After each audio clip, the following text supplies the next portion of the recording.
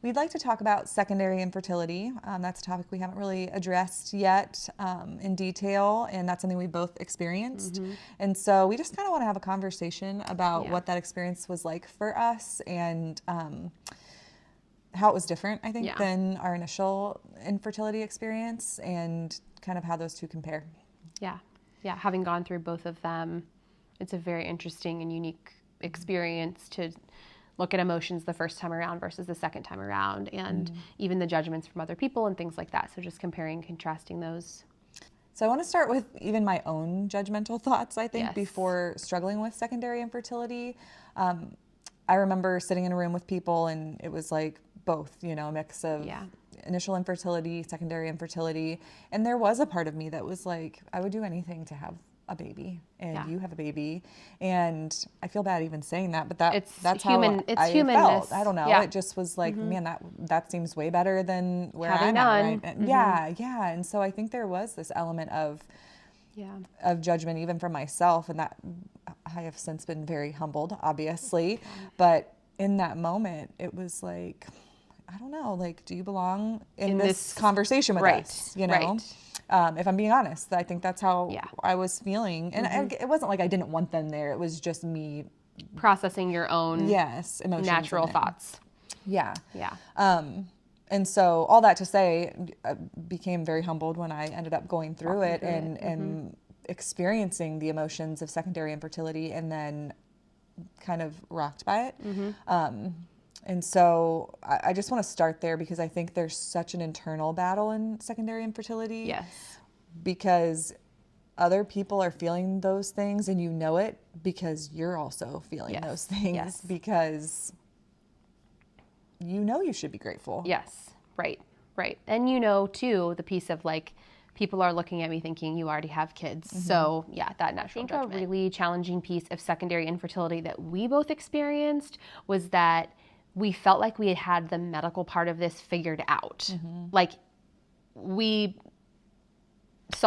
cracked the code, we figured it out, we had kids, we figured out what worked for us, we went through IVF, we figured out what medications we needed, it worked, boom, boom, boom, like it was just until it didn't. And so then we went in to each have our fourth child thinking, this is going to happen, already planning, like this is when we will have another baby. And it felt like we had regained control and like it was back in our hands, which is just another way of like, I feel like the Lord just continually reminding us to surrender this process to him, because it was like, oh, I figured it out.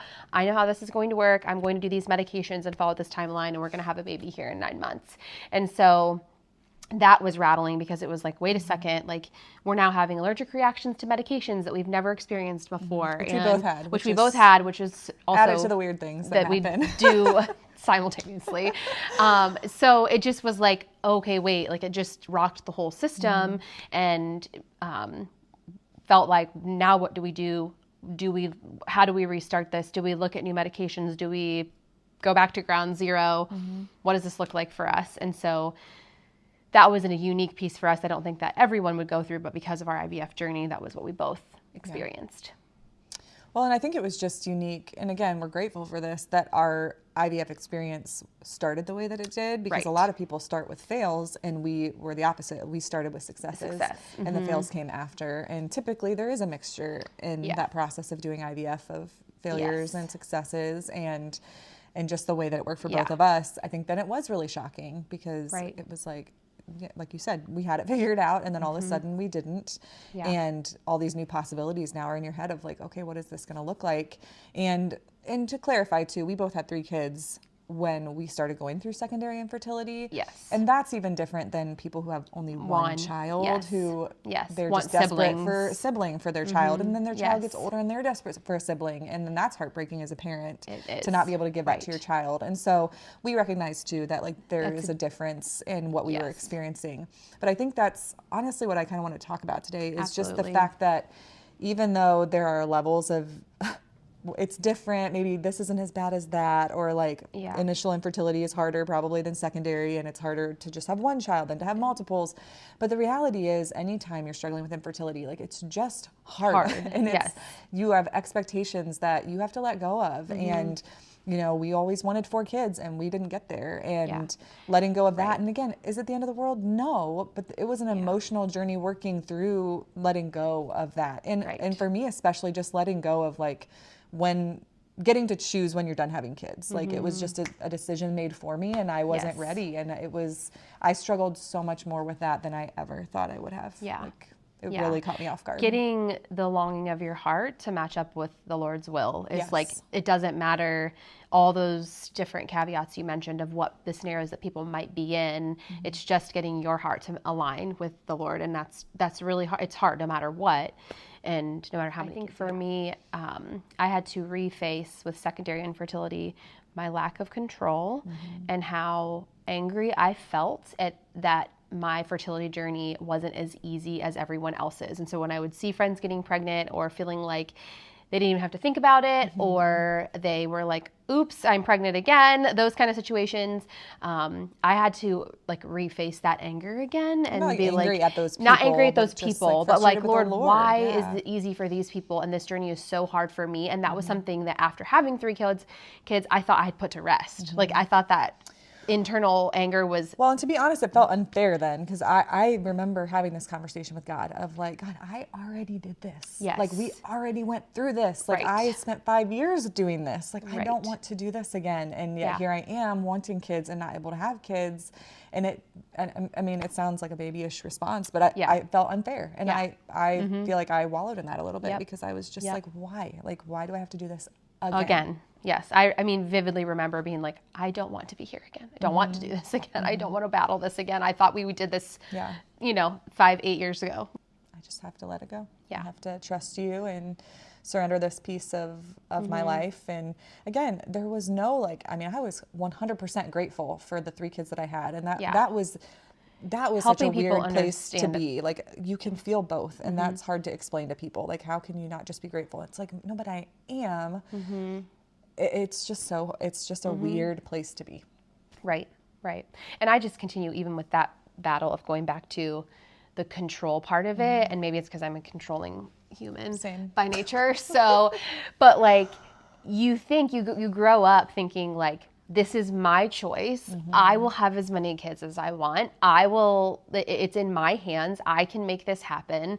And then when none of that works or it doesn't work out in your plan, like, again, that's just a battle of, yes, I have these 3 beautiful children that are a gift and that they are just like an ointment. They are soothing, and you're like, okay, I have these babies that I love and I'm thankful for, but you're still like, but I still wanted to. So let's talk about the women that are here in this space that are experiencing secondary infertility, that have 1 child that they had naturally. They were able to conceive completely naturally, all the normal ways, and they're experiencing secondary infertility. And I think what I hear a lot from those women is I don't want to pursue any medical treatment or go to the doctor because I got pregnant naturally.